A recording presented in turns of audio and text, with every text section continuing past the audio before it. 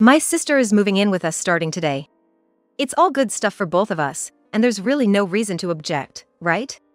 As soon as the moving is done, my husband walks in proudly with his sister. Just like my husband said, my beloved grandfather passed away recently. I was physically and mentally exhausted from handling the funeral arrangements, sorting through his belongings, and most of all, the sudden farewell to someone I loved dearly.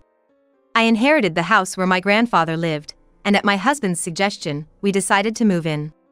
Just when we finally finished moving everything in, my affection for him quickly dwindled due to his out-of-line action of bringing his sister without any prior consultation. My name is Emily. I graduated from the pharmacy department at a local university, and this is my 5th year working as a pharmacist. I met my husband, a classmate, 2 years ago through an introduction by a colleague at the hospital where I work. My husband, a full-time employee at a supermarket, has a generous nature and had just broken up with his girlfriend from his college days, leaving him heartbroken. I had a boyfriend once in high school, but it didn't last long. Both my husband and I didn't have much experience in love, but somehow, that felt reassuring. Even though our days off didn't match up due to our different professions, we dated smoothly, and we got married when my husband was promoted to chief at his workplace. After getting married, we started living together in a rented apartment in a convenient part of the city.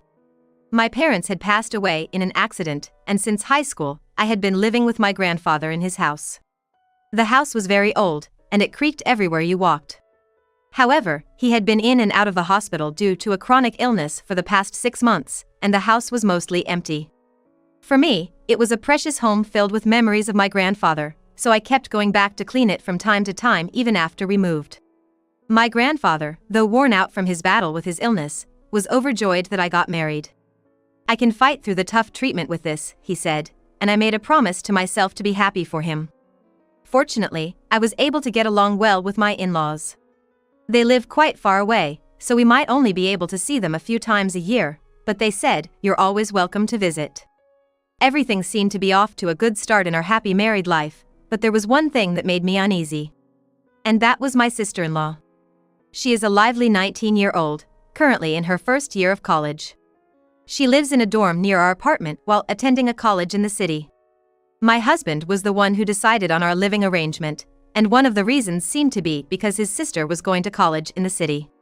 They have always been close as siblings, and she had told him, "I wish you lived closer." Of course, it's great if the family gets along.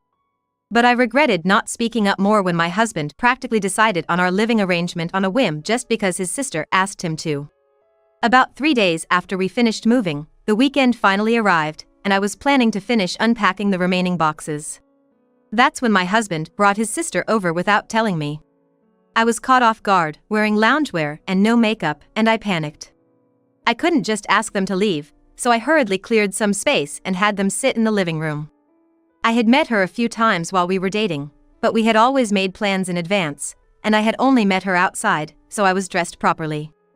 "I would have prepared if I knew you were coming," I thought irritably to myself, but I decided to calm down in front of my sister-in-law. "Congratulations on your marriage.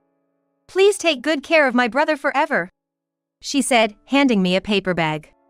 Inside was a selection of baked goods from a famous bakery. "You didn't have to go out of your way. If you do this, it's going to cost me a fortune to return the favor," my husband said, peeking inside and laughing carelessly, but I was feeling nervous inside. Just like my husband said, my sister-in-law is a big spender. She dresses in luxury brands that you wouldn't expect from a student, and it honestly looks mismatched on her youthful face. I once asked my husband if she was involved in anything suspicious because of her lavish lifestyle. But when it comes to his sister, he suddenly changes his tone and says, she would never do such a thing. But I'll talk to her about it if she's really struggling with money, and I'll help her out. I'm pretty sure my sister-in-law is receiving a monthly allowance from my in-laws as well. I heard it straight from my mother-in-law, and she even told me how much it was, so I don't think it's a lie. On top of her tuition fees, she receives enough money to live comfortably without indulging in luxuries, yet she is currently also accepting financial support from my husband. When I pointed out that this was spoiling her too much, my husband argued back, leading to a heated argument. I can understand his concern for his sister, but there have been instances where he has bought her expensive bags and jewelry every month, or gone to her apartment to cook for her, which made me upset. However, aside from that, He is a kind and helpful husband who willingly does his share of the household chores, so that was the only thing bothering me about him. The problem lies with the sister-in-law herself. She seems to not think very highly of me, making condescending remarks. Given that her parents and brother always act in ways that suit her, she probably feels like I am in the way. Emily, it was surprising to find out that someone like you became my brother's wife. He used to date pretty women who looked like models. You have a, how should I say, more down-to-earth vibe. There's a difference between a woman you date and a woman you marry, right? I hope he doesn't cheat on you. Emily, you're a pharmacist, so you must have a good salary, right? Why don't you dress more fashionably? Were you a gloomy nerd who could only study when you were a student? There are countless backhanded comments like these that she whispers to me when my husband is not around. She is essentially a 19-year-old child, and it would be exhausting to deal with her seriously. There were times when I considered telling my husband about her behavior, but he dotes on his sister so much, and I could easily imagine that bringing it up would only complicate matters further. Since her harassment was limited to making snide remarks, I decided to keep it to myself and not tell anyone. Besides, we have a long relationship ahead of us, and I thought it would be counterproductive to rush into getting along, so I decided to gradually deepen our relationship over time and not take her behavior too seriously. Just a few days ago, my sister-in-law, who was supposed to have just visited, came by unannounced again. However, at that time, my husband was not yet home, and I was preparing to go to work in the afternoon. The cafeteria was crowded, so I thought I'd come here for lunch. I brought some friends too, is that okay? While I wanted to yell at her for her audacity, there were girls around her age standing behind her, so I managed to keep my cool and asked them to leave. I don't know how she explained this situation, but I received numerous calls from my husband while I was at work in the evening. Are you out of your mind, turning away hungry young girls? If you didn't have time, you could have at least given them money. My sister called me saying she was embarrassed in front of her friends. I'm not sure if this incident was the trigger, but since then I've noticed a change in my husband's attitude. He gradually stopped doing the household chores that we had agreed to share, and as I couldn't stand seeing things left undone for days, I ended up doing everything myself, making it solely my responsibility. I thought he had a generous personality, but it turns out he is just sloppy and quick to lose interest. He would buy things for his new hobbies, only to let them gather dust soon after. This was a common occurrence.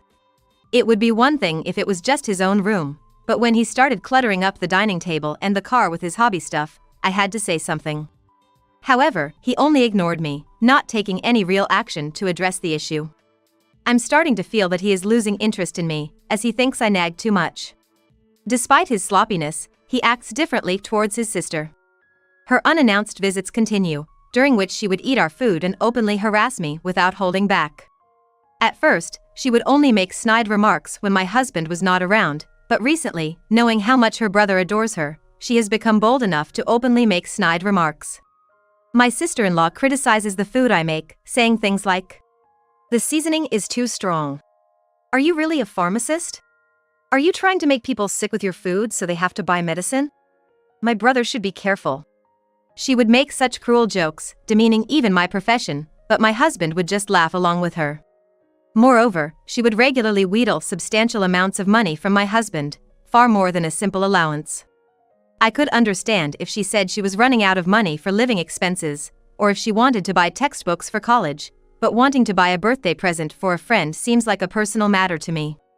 In addition, she drags her husband around, making him accompany her on shopping trips and making him buy high-end brand items. Of course, when I point this out, she gets angry and says, "It's my own money, I can do what I want with it," making it impossible to have a rational discussion. My husband probably has no clue that his sister, who gets whatever she asks for, is mocking me behind his back, while I, who have received nothing, am left to suffer. The moment I say a word to her, she immediately puts on a crying face and dramatically seeks help from her husband.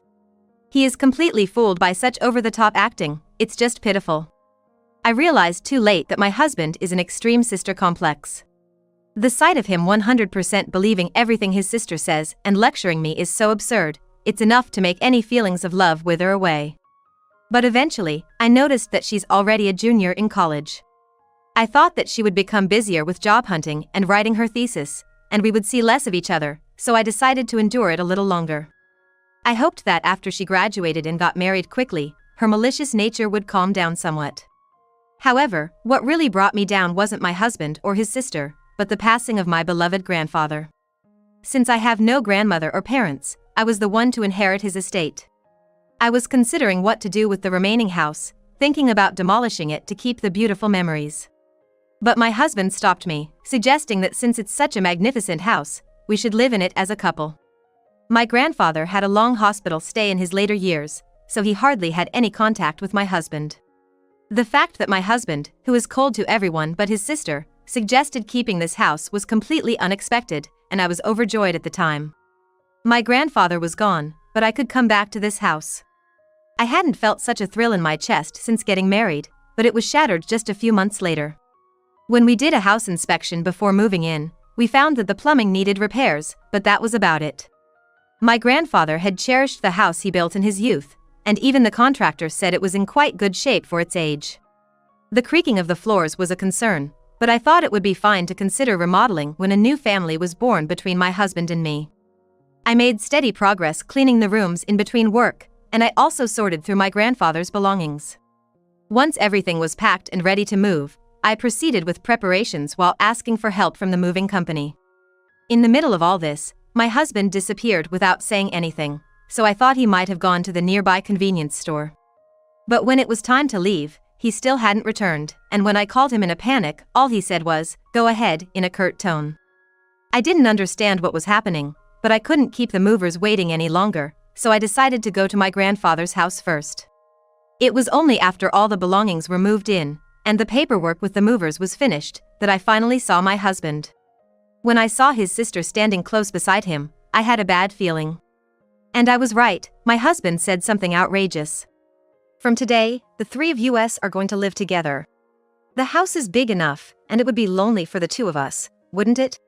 It's cruel to make my little sister live in a tiny apartment every month, and this is perfect timing. You'll support her in her job hunting, won't you?" "What? Why are you deciding this on your own? This is my grandfather's house. You have to consult with me first." "It's the same thing even if I consult with you, isn't it? The house will be lively, it'll be fun, and my sister can focus on her studies and job hunting. What's the problem?" "To be clear, it's a problem. Can you leave for today, and we'll talk about the details later?" I had been doing everything by myself for months, dealing with the funeral and moving procedures, and I was quite exhausted. Also, I didn't have the emotional capacity to talk to someone who could casually say it was good timing to start living in this house just because my grandfather had died. But my husband didn't care and yelled at me. "What right do you have to say that? If you don't like living together, then you can leave. I suggested this thinking it would be good for you, and here you are acting all high and mighty. I'd feel relieved if you were gone. I won't show any mercy to someone who treats my important family like this." I was shocked by his tone, as if he didn't even consider me family. But I realized I didn't need to seriously involve myself with such ridiculous people and decided to remain calm on purpose. "So what now? If I leave, you realize that means we're getting a divorce, right? I just want to make sure, because I don't want to hear that I deceived you later. This house is mine, it's in my name since I inherited it. The rights to this house are. Since we're getting a divorce, that means we'll be dividing our assets, right? This house is a substantial inheritance. So, you want to say that just because your granddad owned it, it's all yours? Look, the world doesn't revolve around you. I'm a legitimate ex-husband, so I have rights to half of it. I'll pay you your share, and then you can leave." Interrupting me, my husband spoke utter nonsense. "Emily, you're always so stingy with money, even though you earn a good deal yourself. Don't you think you're expecting too much? You should be nicer to younger girls. You might think of me as a frivolous young girl wasting money, but girls need money. On the other hand, you always dress so plainly, and your makeup is light. What do you even spend your money on? You've completely given up on being a woman. It's pathetic, really." My sister-in-law, having successfully gained my husband's support, proceeded to berate me with him. Seeing their true colors, I lost all affection for them and wanted to leave this place as soon as possible, so I told them I was leaving. "I don't care about the house rights anymore, but are you really sure about this? I just want to confirm that I've made myself clear." The siblings looked momentarily dumbfounded by the swift resolution, but soon they started smirking again. Trying to shake us up, huh? Your behavior is just pitiful. Well, I appreciate that you agreed to the divorce. Here, sign this and be done with it. He threw the pre-filled divorce papers at me. Out of patience and thankful that things were moving quickly, I thought this was actually helpful. Such a sore loser. I'm sorry that he loves me more than he loves you, Emily. Maybe try being a bit more feminine the next time you decide to marry. They laughed together, and I sighed loudly, picking up the divorce papers. Hearing my sigh, my sister-in-law started berating me again, so I turned to my husband and said, "You're really oblivious, aren't you? Your evil sister here is planning to kick you out soon. Instead of laughing, why don't you two have a proper fight?" What? What are you talking about? My husband seemed completely clueless, still tilting his head in confusion. However, my sister-in-law, perhaps due to her youth, couldn't keep a poker face and her expression froze. When my husband called her name, she snapped back to reality and shouted, "What are you talking about? There's no way I'd do something like that." But the agitation in her voice was clear, and it seemed to sway my husband's beliefs. Seeing my chance to turn the tables, I forgot my fatigue and decided to kindly explain everything to them. I just happened to hear it at a bar in front of the college. You were too obsessed with your sister and weren't coming home, and I was tired from dealing with paperwork and didn't have the energy to cook, so I decided to dine out with a friend to refresh myself. I took out my phone and played a recording. Grandma's passed away, so I'll be getting that house soon. Auntie is honestly annoying, but I have my brother on my side. He listens to everything I say. I helped him when he was being bullied by my guy friends, and he's been like this ever since. It's hilarious. Well, they have money, and I'm planning to use them well and get that house. No need to pay rent, and I heard the house is spacious. It's perfect. I want to live there with you, Mike, so after I get the house, I'll suck money from my brother and kick him out. I'm sure it'll be fine. If my brother brings up divorce using the house as a condition, I'm sure Emily will be desperate. Luckily, I was sitting close by, so despite the noisy bar, the audio was clear. At first, she was bad-mouthing not just me but also my husband, so I started recording out of curiosity. But as they drank more and got carried away, she began to talk about her terrible plan, and I unexpectedly caught her in the act.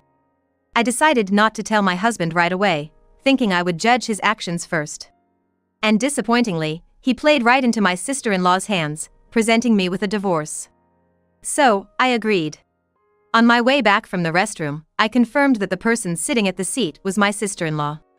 My husband was staring at her face with a pale complexion, trembling in his voice. The sister-in-law had been looking down for a while, but suddenly she looked up and, with a flushed face, exclaimed, "This is a fabrication. There's no way you could be so lucky to be in the same restaurant. You don't even know about my boyfriend, and it's creepy to make assumptions just because you saw my face for a moment. And by the way, even if this was really me, eavesdropping so boldly is insane. It's fine to play detective, but don't involve other people." She seemed to still have enough energy to push back, so I played the continuation of the audio recording that I had paused. The sound of boots making a loud noise as they staggered towards the restroom, apparently from someone who was drunk. Immediately after, a man was recorded talking on the phone with someone.